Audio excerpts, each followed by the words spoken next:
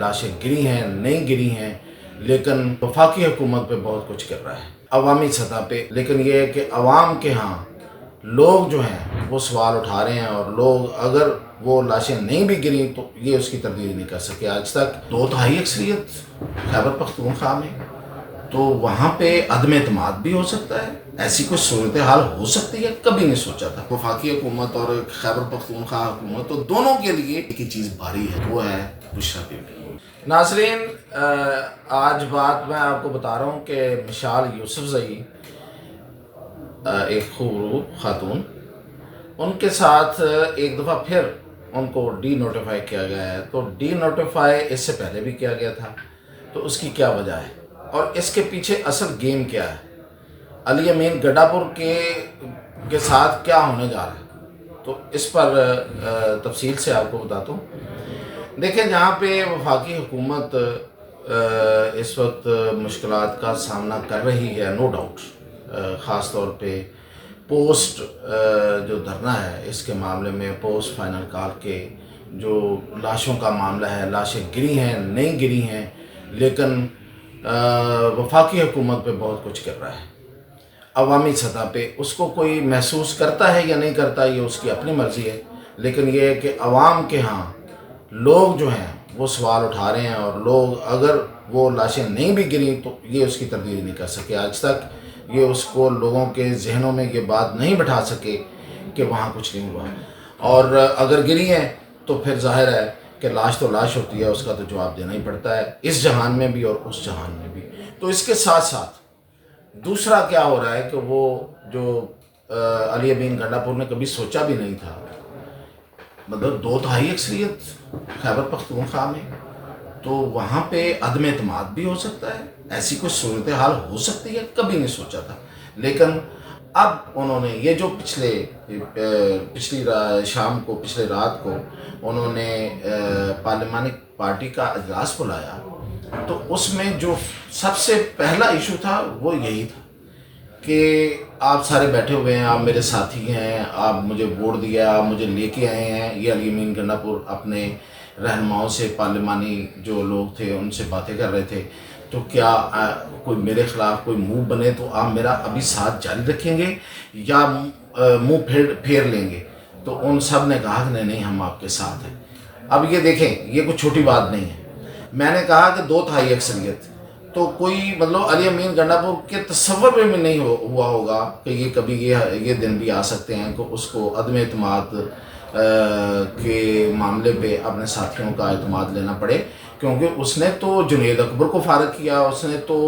عاطف خان کے بہت قریبی لوگوں کو فارغ کیا، انہوں نے اپنے وزیر کو ایک کو فارغ کر دیا تھا، صرف اس وجہ سے کہ اس نے گستاخی کی تھی علی امین گڈھا پور کی شان میں،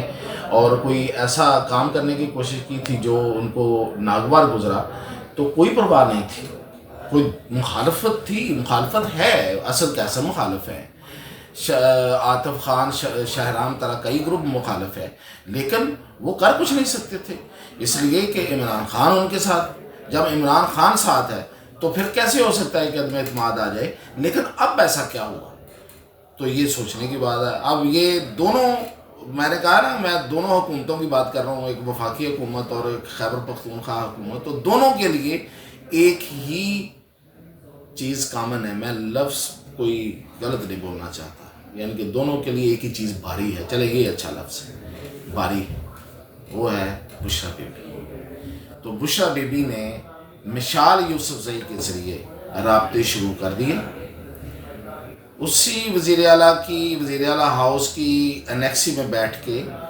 اب وہ رابطے کر رہی ہیں، اور انہوں نے علی امین گڈھا پور کو تھریٹ دے دی ہے کہ تمہارے خلاف عدم اعتماد آ سکتی ہے۔ اب یہ اور بات ہے کہ اصل کیسر جو مخالف گروپ ہے وہ بشرا بی بی کو ماننے کو تیار نہیں ہے، کیونکہ اصل کیسر جو ہیں وہ ایک سینئر اور باصول اور پارٹی کے وہ رہنما ہیں جو سمجھتے ہیں کہ اور سمجھتے کیا ہیں، مطلب وہ پہلے دن سے ان کی جدوجہد ہے، عمران خان سے زیادہ نہیں ہے تو ان سے کم بھی نہیں ہے، تو وہ مطلب ووٹ لینے والا اور خیبر پختونخوا کا وزیر اعلیٰ کا امیدوار پچھلی دفعہ بھی اور اس دفعہ بھی، اس دفعہ تو ان کے بھائی جیتے ہوئے ہیں اور وہ ان کو مطلب سمجھتے ہیں کہ بننا چاہیے، بلکہ انہوں نے اس کو اسپیکر بنانے کی بھی کوشش کی لیکن وہ بھی نہ ہو سکا۔ تو وہ بشریٰ بی بی سے ناراض نہیں ہے، لیکن بشریٰ بی بی کو مانتے نہیں ہیں۔ وہ کہتے ہیں کہ ہمارا خان ہے بس، اور یہ بشریٰ بی بی کا ہم ان کے قدموں میں کیوں بیٹھے۔ لیکن ہو سکتا ہے کہ علی امین گنڈابور کی مخالفت میں بشریٰ بی بی کوئی ایسا کام کریں، انورٹڈ کاماس میں کام، مطلب کہ اسد کیسر بھی آ جائیں، مشتاق غنی بھی آ جائیں، شہرام ترقی بھی آ جائیں، اور عاطف خان بھی ان کے ساتھ آ کے بیٹھ جائیں، تو پھر تو کوئی روک نہیں سکتا۔ ایک ہی طاقت ہے، وہ ہے عمران خان۔ تو عمران خان کو روکنے کے لیے بشریٰ بی بی کافی ہے میرا خیال۔ تو اس وجہ سے اسی خطرے کے پیش نظر علی امین گنڈابور نے مشال یوسفزئی کو ڈی نوٹیفائی کیا، اور اس سے پہلے بھی انہوں نے اس کو ڈی نوٹیفائی کیا تھا۔ اس وقت بھی وہ انہی کے خلاف کچھ کام کر رہی تھیں، تو اس وقت وہ تھی مشیر۔ تو کچھ ہی دنوں بعد ہم نے سنا کہ جو بشریٰ بی بی کے وکیل سلمان صفدر ہے وہ جیل سے باہر آئے، تو کچھ لوگوں نے پوچھا کہ مشال یوسفزئی کا کیا بنے گا، تو اس نے کہا بھائی وہ اب پلس میں جائیں گی۔ تو وہی ہوا کہ ان کا ایک نوٹیفیکیشن ہو گیا انہیں دوبارہ سے، اور وہ